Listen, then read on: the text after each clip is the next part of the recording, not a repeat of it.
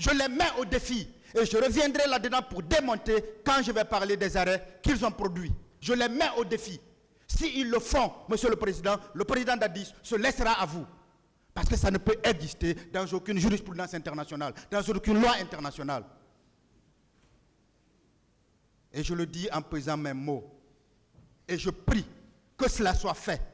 Parce que ce n'est pas possible. Les accusés, considérés comme ses subordonnés, monsieur le président, ici présents, sont le colonel Moussa Tiebro, sont le commandant Aboubakar Diakité. Le colonel Moussa Tiebro vous a dit qu'il n'est pas allé au stade du 28 septembre par demande ou parce qu'il a été envoyé par le président Dadis. Lui, on peut ne pas le croire, même si c'est un haut commis de l'État qui a fait ses preuves dans ce pays, qui a assermenté, simplement parce qu'on le prend comme proche du président Dadis. Mais le commandant Aboubakar Diakité, qui a été le plus proche des proches en tant qu'aide de camp, a déposé ici, devant tout le monde. On a vu l'environnement, on a vu l'atmosphère. Vous pensez, monsieur le président, qu'il n'aurait pas dit que j'ai été envoyé au stade par le président Dadis, si ça avait été le cas? Vous pensez qu'il n'aurait pas dit que c'est le président Dadis qui m'a instruit d'y aller? Mais en l'absence de cet élément de rattachement entre le supérieur hiérarchique et ses deux subordonnés, comment pouvez-vous parler de contrôle effectif? Comment peut-on parler de contrôle effectif? Parce que le contrôle effectif suppose que ces personnes qui sont parties sont déjà parties de concert avec le président. Et une fois là, rendez tous les comptes au président.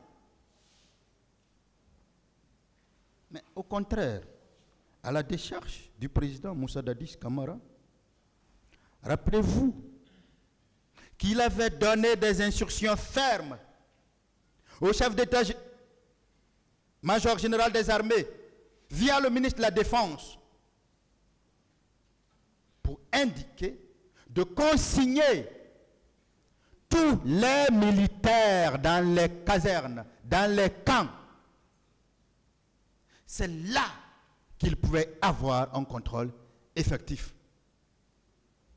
Puisque lui, ne pouvant d'ailleurs le faire directement, il devrait le faire via son ministre de la Défense pour que ce dernier répercute cette information, ces injonctions au niveau du chef d'état-major général des armées, qui lui-même devrait les répercuter au niveau de tous les chefs d'état-major particuliers.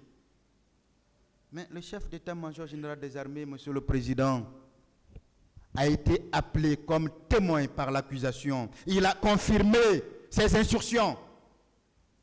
Il a affirmé, il les a confirmées. Et il vous a d'ailleurs dit qu'il a reçu cela du ministre de la Défense et qu'il a répercuté. Ces instructions ont donc été effectivement répercutées, puisque affirmées et confirmées ici par son destinataire. La preuve de ces instructions a été donc donnée ici. La preuve des instructions de laisser tout, de consigner tous les militaires dans les casernes. Parce qu'il est venu témoigner, et le témoignage est un mode de preuve. Cette preuve a été donnée. Et cette preuve-là, c'est au décharge, à la décharge plutôt, du président Moussa Dadis Camara. Alors, si des militaires sont allés au stade, malgré l'interdiction qui leur a été faite par la hiérarchie, c'est que ces militaires ont désobéi. Ils ont désobéi à cause de leur indiscipline. Ils ont désobéi à cause de leur insubordination, en allant au stade de leur propre, de leur plein gré. Mais l'insubordination et l'indiscipline existent. C'est consigné, c'est dans le code militaire. Ce sont infractions au code militaire. Si ces éléments n'existaient pas, pourquoi on allait les prévoir? C'est parce qu'elles existent, elles peuvent exister. Alors, ces militaires qui sont allés,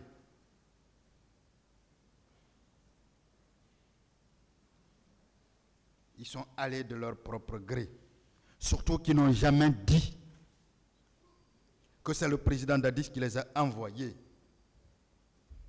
Je parle des militaires et je pèse mes mots. Parce que la question d'ordre public, c'est un pouvoir régalien de la police et de la gendarmerie. Je ne parle donc pas de cela. Je parle du cas du supérieur militaire. Le président Dadis qu'on veut faire passer pour un supérieur militaire et conséquemment engager ses responsabilités. Je suis donc en train de parler des conditions qu'il faut nécessairement et de manière cumulative pour qu'une telle infraction soit constituée à son égard. Est-ce que ces personnes qui sont allées sans son consentement, sans son avis, sans même qu'il ne soit au courant, est-ce que le président peut être tenu pour responsable de ce que ces personnes ont fait, si ces personnes-là avaient effectivement fait quelque chose et si cela était prouvé par devant ce tribunal? Le rôle du ministère public n'est pas de dire les gros mots, ce n'est pas d'affirmer, c'est de créer encore le lien de rattachement pour expliquer ce contrôle effectif entre le président Dadis et ceux qui sont partis. Si le ministère public ne peut expliquer, ne peut prouver ce contrôle effectif, il y a problème. Nous sommes en train de donner des éléments à notre décharge par rapport aux instructions passées, comme pour dire qu'on ne pouvait pas parler de contrôle effectif, parce que ceux qui sont allés au stade, ils sont allés de leur propre gré. Ceux qui sont allés au stade ont voulu partir. Je ne reviendrai plus sur le passé, puisque j'ai suffisamment parlé de cela dans mes plaidoiries des premiers et deuxièmes jours. Ces militaires indisciplinés et insubordonnés ne peuvent être sous le contrôle effectif d'un président, autorité légale établie au moment des faits. Oui, le président Dadis, en tant qu'autorité légale, ne contrôlait pas, ne pouvait contrôler ceux qui sont partis au stade pour que sa responsabilité en tant que chef militaire soit engagée. Et d'ailleurs,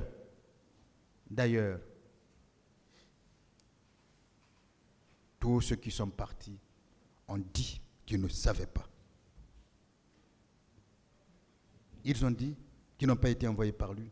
Certains ont même dit qu'ils sont allés le chercher en pensant qu'il était là. Le troisième élément, la troisième condition, donc en l'absence donc, de tout contrôle effectif du président, Moussa Dadis Camara, sa responsabilité de chef militaire ou de commandant, sa responsabilité de supérieur hiérarchique ne peut être engagée. Et donc, on ne peut penser même au fond à vous convaincre pour la requalification.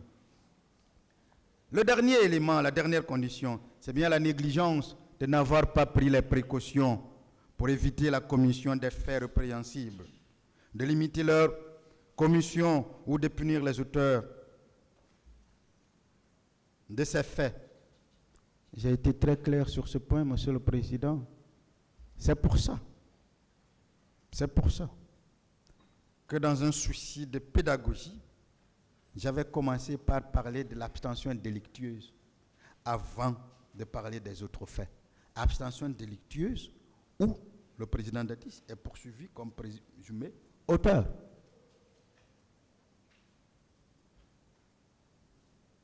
Ce qu'il a fait a été démontré ici avant les événements. Ce qu'il a fait pendant les événements a été dit ici. Ce qu'il a fait après a été également dit ici. On ne revient pas là-dessus. Sur la punition des auteurs, nous avons également parlé de cela. Sur la problématique même de l'application de la sanction.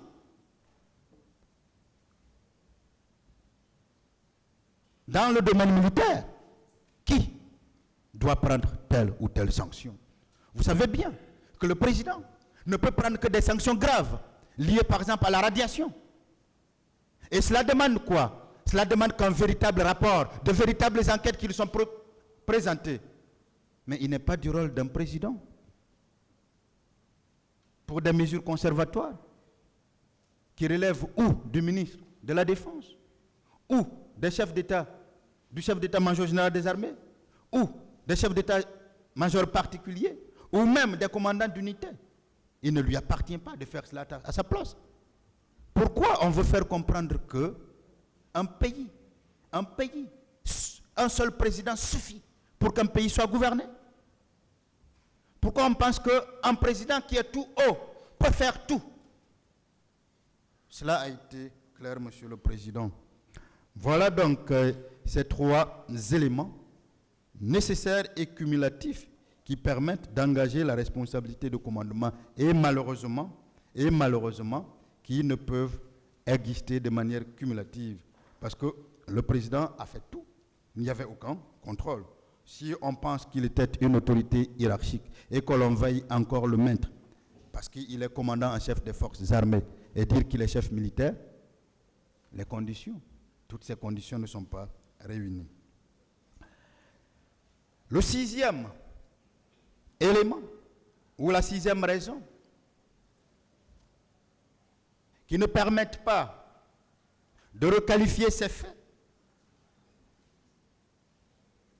c'est bien le manque de fondement à la demande de requalification.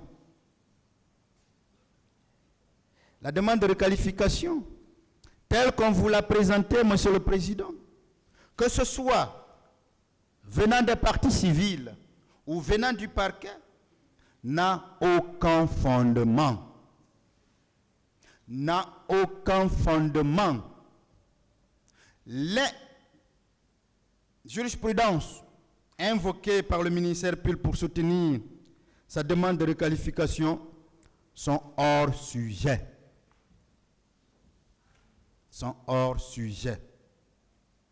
Cela signifie que de la jurisprudence constante, dans le cadre du droit international, la responsabilité du supérieur hiérarchique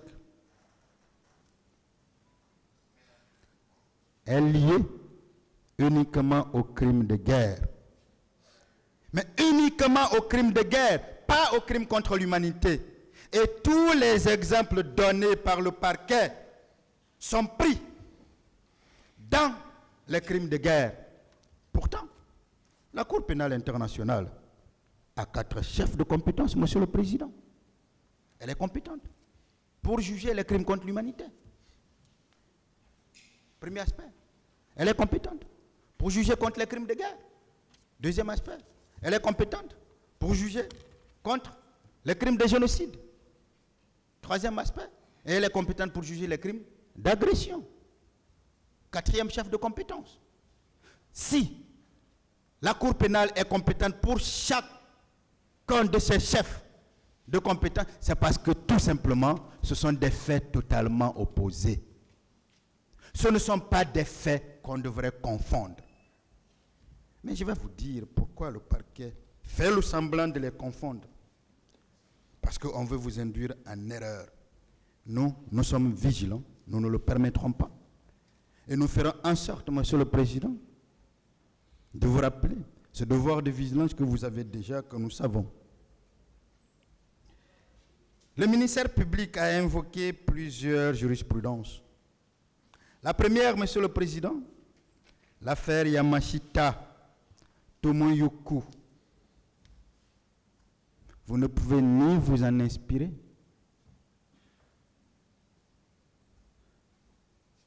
parce que c'est totalement hors sujet. Le contexte.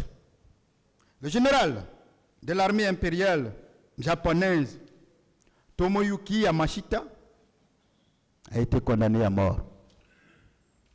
4 ans après l'attaque japonaise contre la base américaine de Pearl Harbor,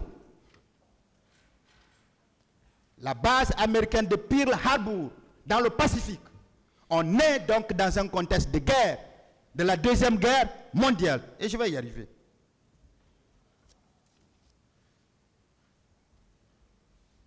4 ans après donc, l'attaque japonaise contre la base américaine de Pearl Harbor, le verdict est annoncé à Manille, aux Philippines. Ce n'est même pas aux États-Unis.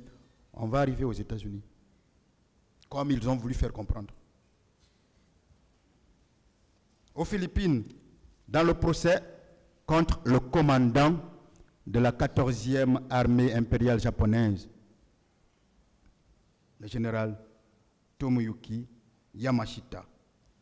C'était un des premiers tribunaux militaires mis en place pour juger les commandants militaires japonais, qui a jeté les fondements pour des tribunaux internationaux ultérieurs en introduisant dans le droit de la guerre, parce que nous sommes dans le contexte de la guerre, la règle Yamashita. Que signifie la règle Yamashita? C'est une règle selon laquelle des commandants sont responsables pour les actions de leurs subordonnés, même s'ils ne donnaient pas d'ordre criminel. Lors de ce procès public, le général Yamashita a été accusé de 123 cas de violation des lois de la guerre, de mauvais traitements à l'égard des citoyens et soldats américains et de leurs alliés pendant sa gouvernance des Philippines du 26 septembre 1944 au 2 septembre 1945. Le tribunal a entendu près de 300 témoins et examiné plus de 400 preuves. Le parquet américain ne disposait pas de preuves d'ordre direct ou indirect contre Yamashita, ce qui n'a cependant pas empêché le tribunal de condamner le général japonais à mort par pendaison. Voyez-vous, Monsieur le Président, où le parquet vous menez? Parce qu'il sait que non seulement on n'est pas dans le contexte du crime contre l'humanité, on ne parle pas de crime contre l'humanité, mais on parle de crime de guerre. On est dans le contexte de la Seconde Guerre mondiale, l'attaque japonaise dans le Pacifique. Ce n'est pas le même contexte, mais on est dans un cadre où aucune preuve n'a été trouvée contre le général. Parce que eux, ils n'ont trouvé aucune preuve contre le président Moussa Dadis Camara, mais aucun élément de preuve. On veut vous amener à transposer des faits liés au crime de guerre à l'infraction de crime contre l'humanité. Pourtant, une infraction totalement différente. Il n'a absolument rien à voir avec le crime de guerre. Voilà. J'ai peur de parler de mauvaise foi. Mais voilà comment le parquet entend vous induire en erreur. Il prend donc en fait une décision rendue dans le cadre du crime de guerre qu'il veut transposer dans le cadre du crime contre l'humanité. Il prend un commandant qui était sur le champ de bataille, sur le terrain de la guerre, qu'il veut transposer au président Moussa Dadis Camara. Il sait n'avoir aucune preuve et il veut que vous jugiez, vous entriez en condamnation du président Dadis sans aucun élément de preuve. Lorsqu'on vous dit que le général Yamashita a été condamné à mort, mais le parquet a requis la peine maximale, c'est parce que la peine de mort n'existe plus. Sinon, il aurait requis la peine de mort contre le président Dadis. Chacun sait que l'exécution, c'est la fusillade chez nous. Mais parce que tout simplement, la peine de mort, la peine capitale contre Yamashita était la peine maximale. Voilà pourquoi le parquet prend la réclusion criminelle à perpétuité assortie d'une période de sûreté de 30 ans. C'est le maximum pris à l'encontre d'un homme qui n'est ni chef militaire, qui n'a commandé personne pendant un contexte de guerre, contre qui on n'a trouvé aucune preuve, mais qu'on veut comparer à un général qui a maltraité pendant la Seconde Guerre mondiale des soldats, des citoyens américains lorsque le Japon est entré dans la guerre en bombardant Pearl Harbor où étaient stationnés les Américains dans le Pacifique. Qu'on ne vous trompe pas, nous sommes suffisamment outillés, suffisamment armés pour ne pas laisser passer ces choses que nous considérons comme mais totalement élémentaires.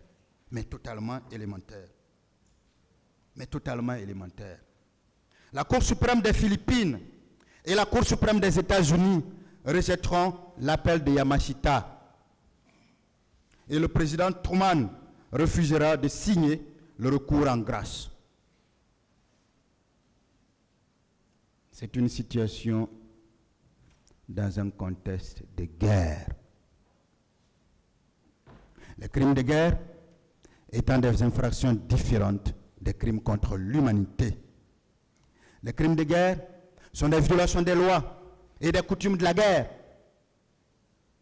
Cette affaire, Monsieur le Président, Messieurs les juges assesseurs, a été jugée par un tribunal militaire. Je vous ai dit que je ferai des plaidoiries de manière pédagogique.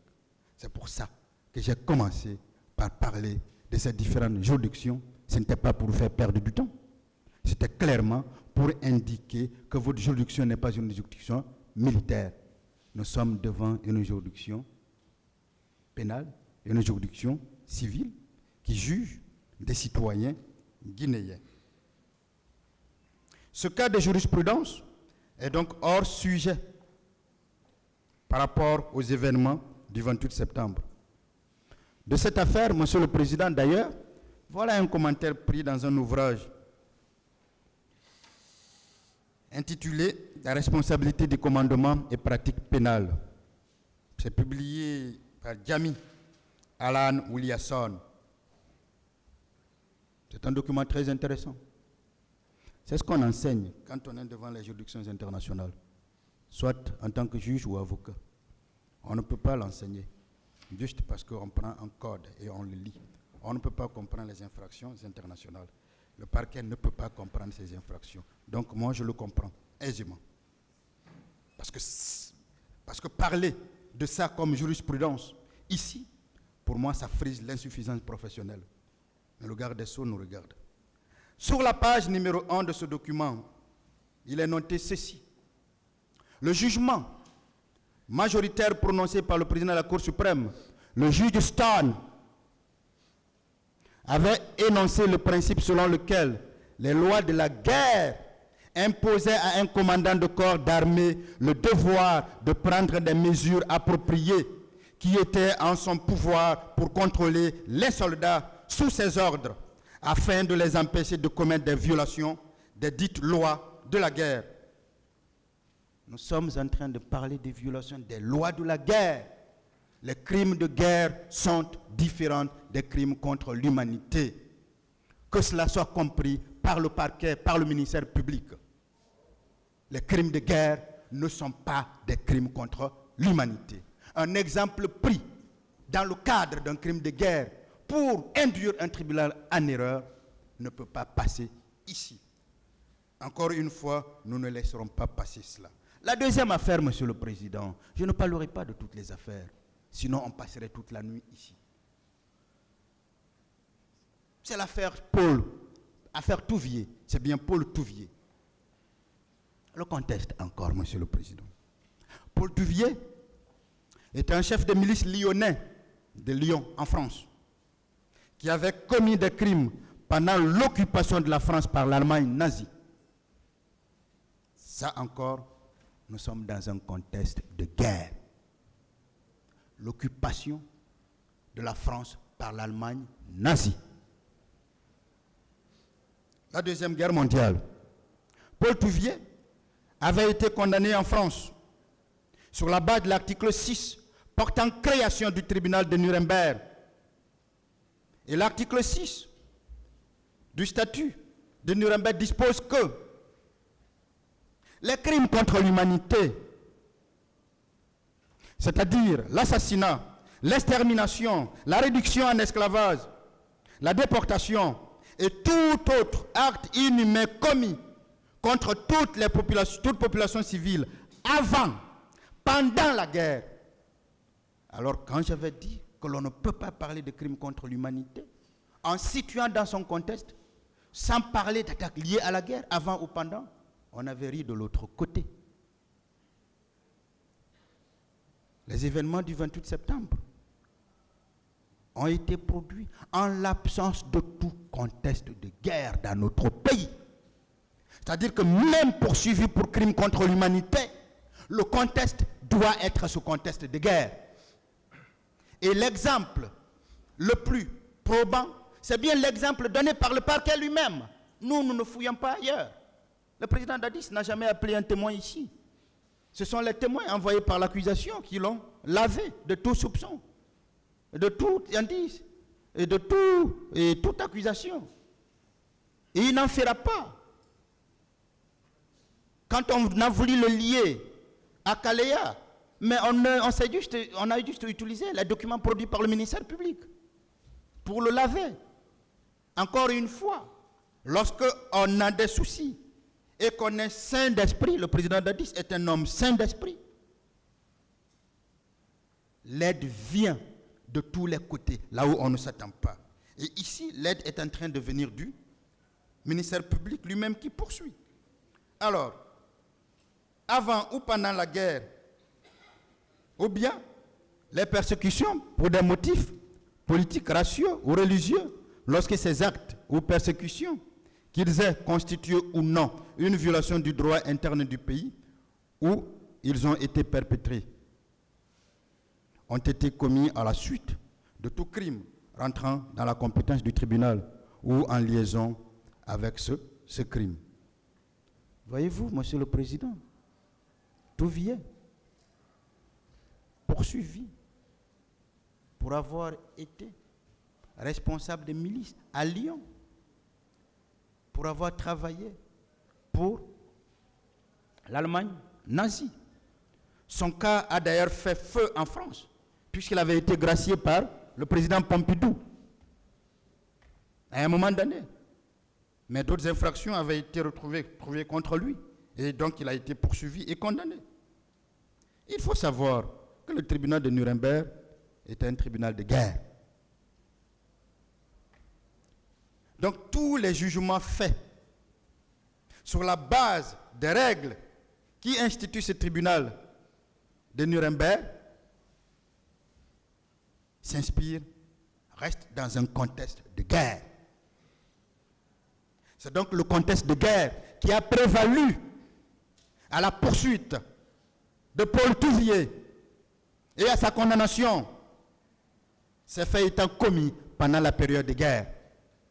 Est-ce que ce qui s'est passé au stade du 28 septembre était arrivé pendant une période de guerre? Est-ce que notre pays était dans un contexte de guerre? Est-ce que notre pays était même dans un conflit armé? Est-ce qu'une institution républicaine était d'ailleurs menacée? Nous étions en paix. Mais des personnes qui voulaient salir un homme, qui voulaient salir cet homme et ses compagnons, qui voulaient qu'un gouvernement légal, institué, ne travaille pas correctement, des personnes qui sont prédateurs de l'économie, qui voulaient venir vaille que vaille au pouvoir, ont voulu ternir l'image de cet homme. Mais nous n'étions pas dans un contexte de guerre, Monsieur le Président. Un autre exemple a été donné, lié au tribunal pénal international. Et là, c'était par un confrère de la partie civile qui n'est pas là, malheureusement. Mais ce tribunal, je vous ai déjà parlé de son contexte, qui fait partie des tribunaux ad hoc qui sont apparus après l'apparition des tribunaux créés par les vainqueurs de guerre, c'est-à-dire le tribunal militaire international de Nuremberg et le tribunal militaire international de Tokyo. On devrait donc créer des juridictions ad hoc qui viennent, alors même que des crimes sont déjà commis,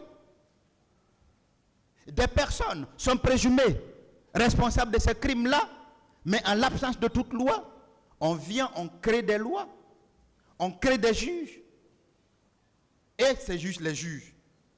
Mais ce qui s'est passé en Yougoslavie est extrêmement grave. Mais on est dans un contexte de guerre, dans un contexte de conflit armé, où il y a une épuration ethnique totale. Et ces jugements de ces faits commis dans un conflit armé. Comment voulez-vous encore considérer le contexte de la guerre qui a commencé en Yougoslavie en 1991, et qui a permis la mise en place de ce tribunal en 1993, je crois.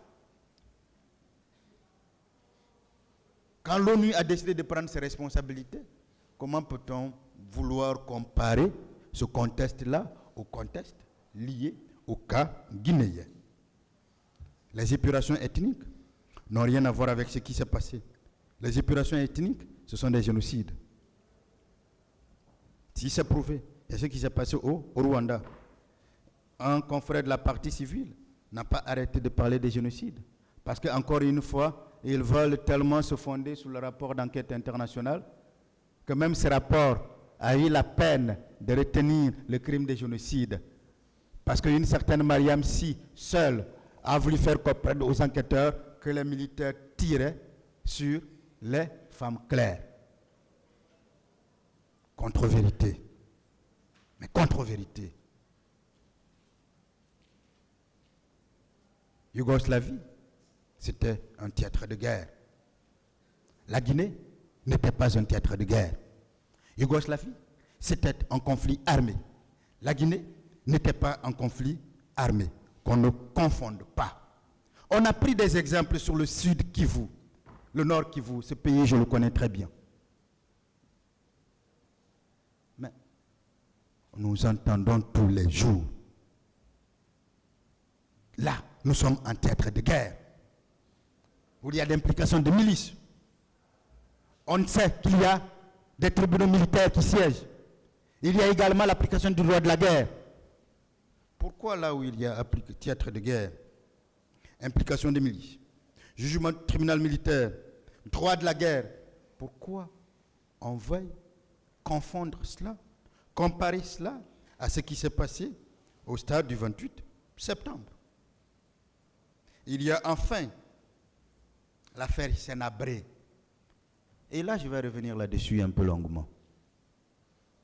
Parce que le parquet a commis le péché de parler de cela. Parce que le ministère public connaît le procureur qui était à l'audience, qui était là avec nous, avec qui on parle tout le temps, qui est venu ici, qui est actuellement à la Cour suprême et qui m'écoute. Parce que ce procureur n'est pas du tout heureux. Qu'on ne comprenne pas l'affaire Sénabré, qui est une affaire récente, une affaire qui concerne un pays africain, le Tchad, et qui a été jugée à côté de nous ici au Sénégal, à Dakar.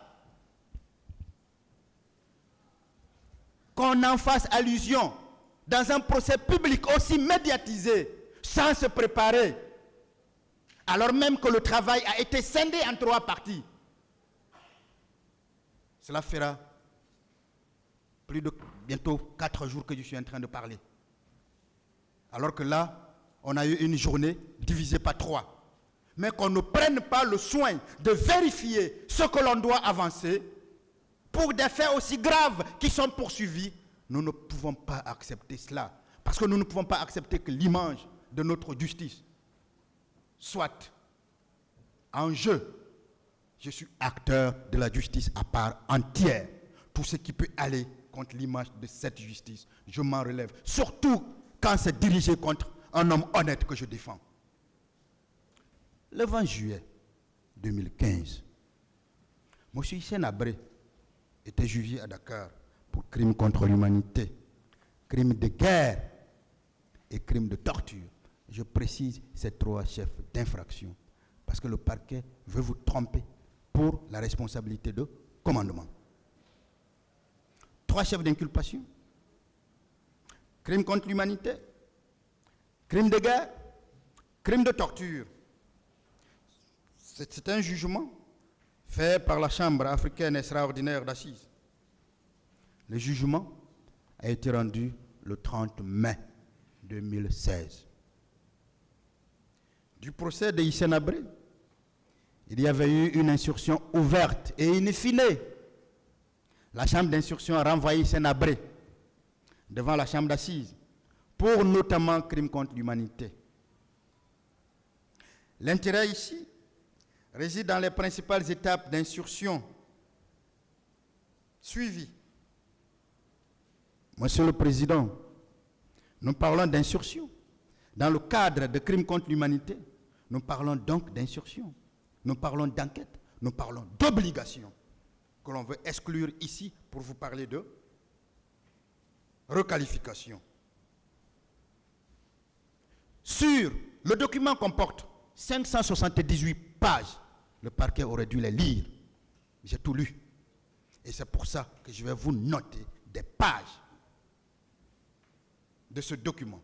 578 pages. La page 17, consacrée à la procédure devant cette chambre. Il y a, au point 61, également sur la page 18, ceci. Suivant le réquisitoire introductif du 2 juillet 2013, le procureur général saisissait la Chambre africaine extraordinaire d'instruction au sein du tribunal régional hors classe de Dakar, chambre d'instruction, aux fins d'inculpation d'Hissène Habré. Le point 92 de la page 24, le 5 janvier 2015, la chambre d'instruction transmettait le dossier au parquet général aux fins de règlement définitif. Point 93, page 24, le 6 février 2015, le procureur général déposait son réquisitoire définitif. Point 96, page 25. La chambre d'instruction, en revanche, concluait qu'il existe des charges suffisantes pour mettre en accusation et renvoyer Hissène Habré devant la chambre d'assises au titre de l'entreprise criminelle commise pour les crimes contre l'humanité et le crime de torture, et en qualité de supérieur hiérarchique pour les crimes de guerre. Et en qualité de supérieur hiérarchique pour les crimes de guerre. Parce que la responsabilité de commandement n'existe pas dans le cadre du crime contre l'humanité. Ça n'existe pas. Ce n'est que dans le cadre du crime de guerre que l'on peut parler de responsabilité de commandement. Et là encore, cette décision a été produite par le ministère public, qui je retire encore mon défi de trouver la responsabilité de commandement d'une personne en dehors d'une affaire intéressant les crimes de guerre. Elle renvoyait donc devant la chambre d'assises pour être jugée de ses chefs, donc de ces trois chefs. Le procureur a fait état de la jurisprudence pour le cas de Hissène Habré, sans relever que dans le cadre du droit international, pour les crimes d'une telle gravité et relevant des conventions internationales, les poursuites devant les tribunaux découlent au préalable d'une enquête, d'une instruction ouverte sur les dits crimes, et dont le renvoi devant les tribunaux concerne et vise les dits crimes. Dans tous les cas précisés, il y a enquête, il y a instruction. C'est d'ailleurs pour ça que les juridictions internationales coûtent très cher. C'est d'ailleurs pour ça qu'il faut beaucoup de finances. C'est d'ailleurs pour ça que des fonds importants sont nécessaires. C'est pour ça que les pays qui sont engagés dans le cadre de l'établissement de ces juridictions se doivent d'utiliser leur budget pour aider au fonctionnement de ces juridictions. C'est d'ailleurs pour ça que ces juridictions inquiètent, parce que ces juridictions ce ne sont pas que des organes juridictionnels en tant que tels. Ils le sont, oui, mais ils sont aussi politiques, en raison de ceux qui les mettent en place et des intérêts particuliers politiques de ces personnes-là. Heureusement que nous sommes devant une juridiction nationale que nous considérons totalement indépendante. Dans le cadre du procès des événements du 28 septembre, l'ordonnance de renvoi n'a pas retenu les crimes contre l'humanité. L'ordonnance de renvoi n'a pas retenu la responsabilité de commandement du président Moussa Dadis Camara, ou du colonel Moussa Tebro, ou même du commandant Aboubakar Diakité.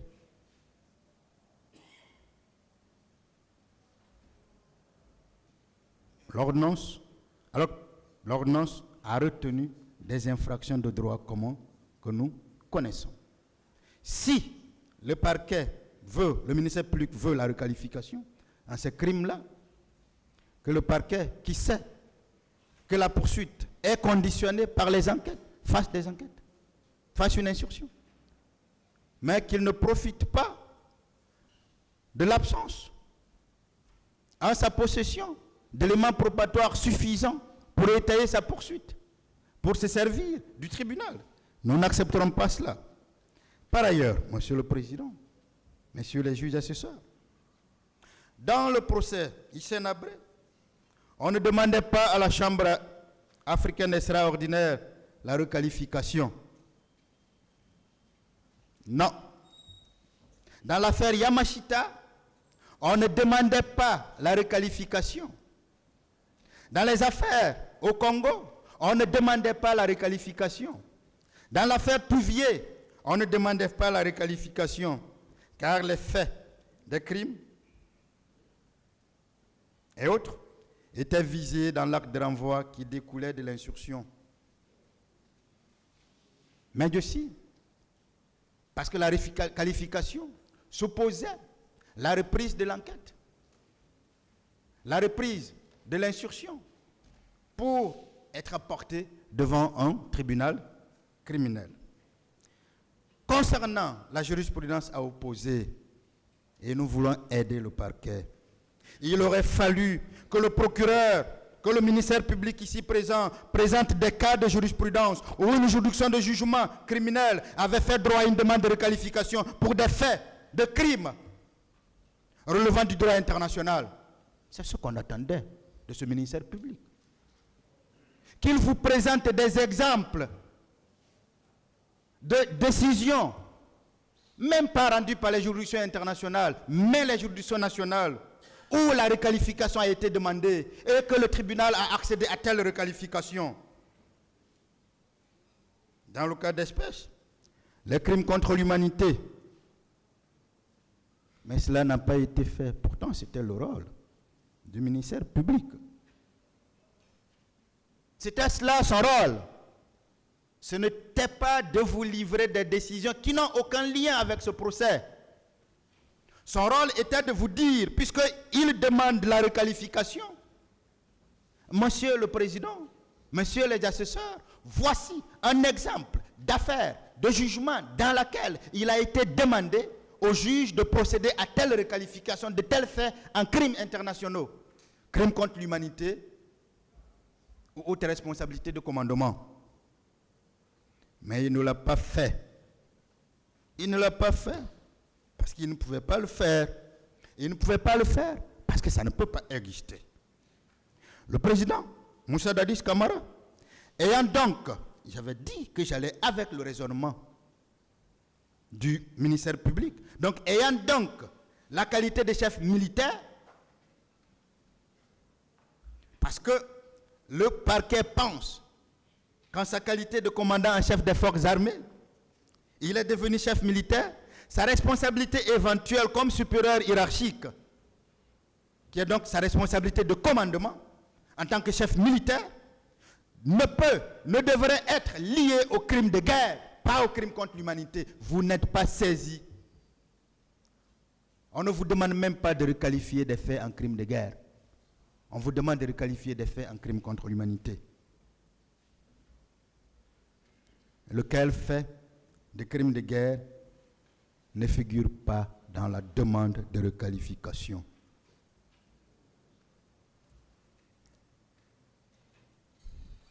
Il est clair que l'assassinat, le meurtre, la séquestration, la torture, le viol, le vol à main armée, la complicité d'assassinat, de meurtre, de séquestration, de torture, de vol à main armée, de pillage, sont des crimes de droit commun. Il est aussi clair que le crime contre l'humanité et haute responsabilité de commandement ou de supérieur hiérarchique, qu'ils soient civils ou militaires, sont des crimes internationaux. Dès lors, il y a impossibilité de requalification de ces crimes de droit commun relevant du droit pénal interne, de votre compétence en crimes internationaux relevant du droit international pénal. J'ai entendu le ministère public, parlant de ce crime, dire que ce n'est pas de façon ex nihilo que nous avons fait une telle demande. Et c'est justifié en parlant d'éléments objectifs, attaque généralisée et systématique. Élément intentionnel. Il avait d'ailleurs fait allusion à l'animus necandi. Mais je pense que tout est dit, Monsieur le Président. Tout est dit. Tant dans la définition du crime contre l'humanité, que dans son contexte, que dans le contexte dans lequel nous nous trouvions. Le ministère public a donc voulu prendre un raccourci. Un véritable raccourci qui lui facilite le travail, étant entendu qu'il sait déjà avoir perdu d'avance. C'est pour ça que j'ai commencé par vous dire, le ministère public jette son dévolu sur la requalification parce qu'il sait qu'aucun de ses accusés ne peut être retenu dès lors qu'il a abandonné la poursuite, qui le disent élégamment, qui ne compte pas sur le caractère actif du juge pénal. En tout cas, le président Moussa Dadis Camara, au vu de ce qui a été dit ici, de ce qui a été débattu publiquement, ne peut avoir d'inquiétude à se faire. Il sait qu'il ne sera retenu que le temps que ce procès durera. J'ai entendu le ministère public parler aussi de la responsabilité de commandement, comme s'il parlait d'infraction de droit commun. Mais concernant les chefs militaires, le droit international reconnaît que le chef militaire doit empêcher que soient commis des crimes de guerre. On insiste encore là-dessus. Le droit international reconnaît que le chef militaire doit empêcher que soient commis des crimes de guerre. Donc la question des responsabilités militaires ne peut convenir que dans le cadre de crimes de guerre. J'espère qu'après moi, le ministère public ne parlera pas d'autres requalifications pour demander que les faits soient requalifiés en crimes de guerre.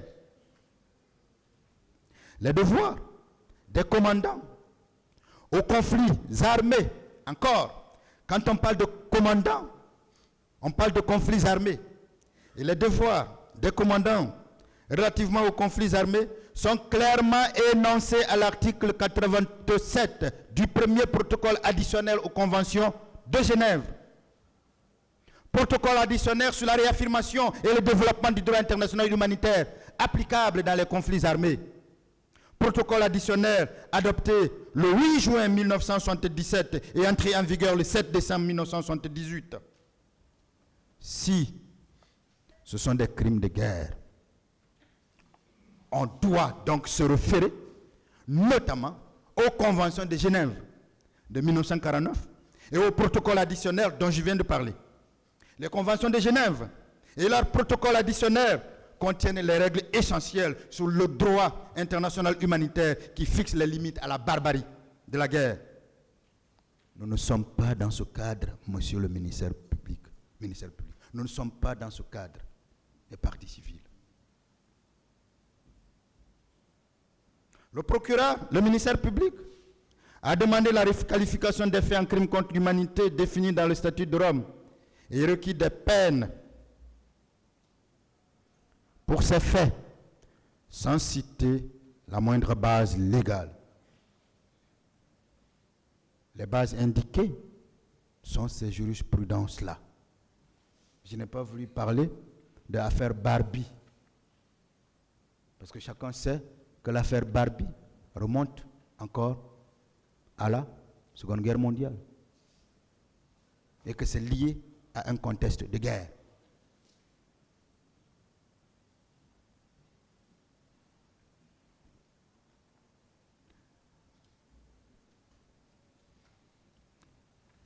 Monsieur le Président, Messieurs les assesseurs, à l'ouverture du procès des événements du 28 septembre, le procureur de la Cour pénale internationale et le chef d'État guinéen ont signé un mémorandum d'accord liant les deux parties, signataires jusqu'au terme définitif du procès des événements du 28 septembre. Ce mémorandum d'accord a été évoqué dans le rapport de la Cour pénale internationale présenté devant l'Assemblée générale des Nations unies le 21 août 2023, pendant que nous sommes en plein procès donc, laquelle l'a soutenu, car les actions de la Cour pénale internationale sont soutenues par les Nations unies. Au point 60 du rapport de la Cour pénale internationale, il est évoqué la situation de la Guinée, avec la signature du mémorandum entre la Cour pénale internationale, représentée à l'occasion par le procureur Karim, et la Guinée. Et il est visé aussi notamment le principe de la complémentarité, qui est un fondement de la coopération entre la CPI et les États parties, et dans le cas d'espèce, permettant de juger en Guinée les événements du 28 septembre pour les crimes relevant du statut de Rome. Ce rapport de la Cour pénale internationale, présenté devant l'Assemblée générale des Nations unies, est la caution internationale de ce procès, Monsieur le Président. C'est la caution internationale que ce procès doit se tenir en Guinée. Et c'est pourquoi il se tient en Guinée. C'est la caution internationale du principe que le principe de la complémentarité a été effectivement respecté. Et aujourd'hui, ce principe n'est pas applicable à partir du moment où ce procès se tient. Parce que la complémentarité donne pouvoir, donne compétence à la Cour pénale internationale de se saisir. Mais depuis le début, la Cour pénale internationale suit. Et ce mémorandum a été très clair. Vous ne pouvez pas, vous ne devez pas procéder à une quelconque requalification. Vous ne pouvez pas, vous ne devez pas laisser les règles du code pénal, les règles du code de procédure pénale pour appliquer les statuts de Rome qui imposent des enquêtes, de l'insurrection, mais également un règlement connu. Alors, ces conditions n'étant pas remplies, Monsieur le Président, il est clair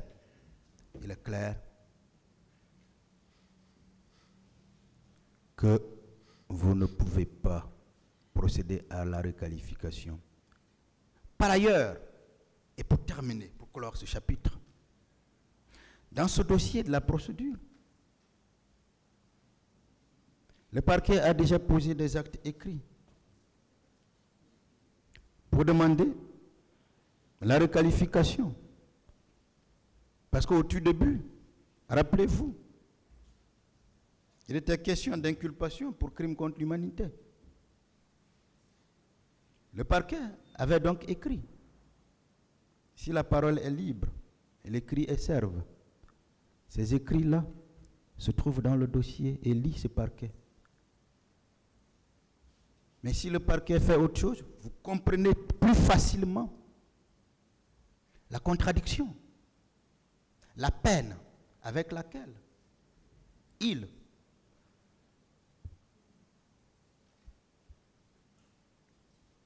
poursuit dans cette affaire. Monsieur le Président, la seule volonté du parquet est de vous induire en erreur Mais l'homme le plus honnête, le plus respecté, peut être victime de la justice. Vous êtes bon père, bon époux, peu importe. Quelle fatalité pourrait vous faire passer pour un malhonnête, un homme, voire un criminel? Cette fatalité existe. Elle porte en nom l'erreur judiciaire. Ce n'est pas de moi, c'est de René Fleuriot. Malheureusement, Monsieur le Président, ici-bas, tout le monde admet plus ou moins de se reconnaître capable d'erreur. Mais la justice, tout le bas, pas la justice, tout le bas étages du monde, la vile population des savants, des chercheurs, des médecins, des avocats, des journalistes, j'en passe, peut se tromper. Se trompe. Mais pas le juge. Un signe statistique, voire clinique, de cette perfection judiciaire théorique se voit dans la rareté des procès en révision qui aboutissent. On a l'impression que jamais l'erreur n'existe. Puisqu'il n'y a jamais lieu de reconnaître. Et pourtant, que d'erreur, la justice commet. L'histoire des grands procès criminels transportés dans le savoir moderne montre l'approximation des prétendues certitudes judiciaires. Les vérités solennelles d'hier apparaissent aujourd'hui comme des erreurs. C'est ainsi que s'exprimait Maître Gilbert Collard, le bouillant avocat marseillais, qui, avec une liberté de ton époustouflante, reprend 8 des plus grandes affaires judiciaires du passé. Landru, Pétiot, Lafarge, Bougra, Pétel, Léotade, Gouffé, Laroncière. L'erreur est donc possible. Vous pouvez commettre des erreurs. C'est pourquoi vous devrez être vigilant. L'erreur est possible. Elle nous guette. Elle vous guette. Elle peut être le fruit d'un système. Elle peut être le fruit des hommes. Elle peut être le fruit d'acteurs judiciaires. En l'espèce, soyez vigilants. Parce que le parquet, le ministère public veulent vous induire en erreur et n'acceptez pas. Les ministères publics et les avocats des parties civiles veulent vous pousser à commettre l'erreur judiciaire. Ce supplice déshumanisant de la justice, déshumanisant la justice, qui renverse tous les pronostics en changeant les gens bons en gens mauvais, les gens heureux en gens malheureux, les gens honnêtes en gens malhonnêtes, voire en criminels. N'acceptez donc pas d'être induit en erreur. C'est pour ça que nous vous aidons, que nous sommes là pour vous amener à rester vigilants. En requérant la réclusion criminelle à perpétuité, assortie d'une période de sûreté de 30 ans contre le président Moussa Dadis Camara, et ceux considérés comme ses proches par le ministère public. Le ministère public a choisi son camp, le camp de la déshumanisation de la justice, de notre belle et noble justice. Il a surtout choisi d'induire ce tribunal criminel en erreur.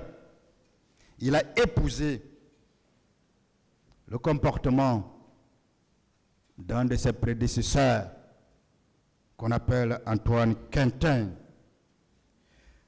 Monsieur le Président, messieurs les juges assesseurs, Antoine Quintin, Fouquier de Tainville, dit Antoine Fouquier-Tinville, surnommé après sa mort le pourvoyeur de la guillotine. Oui, nous pesons nos mots, parce que la guillotine n'existe plus. C'était la peine maximale à l'époque. En requérant la réclusion criminelle à perpétuité contre le président Moussa Dadis Camara à tort, sur la base d'aucun élément factuel, d'aucun élément probatoire, le ministère public se comporte comme ce Antoine Quentin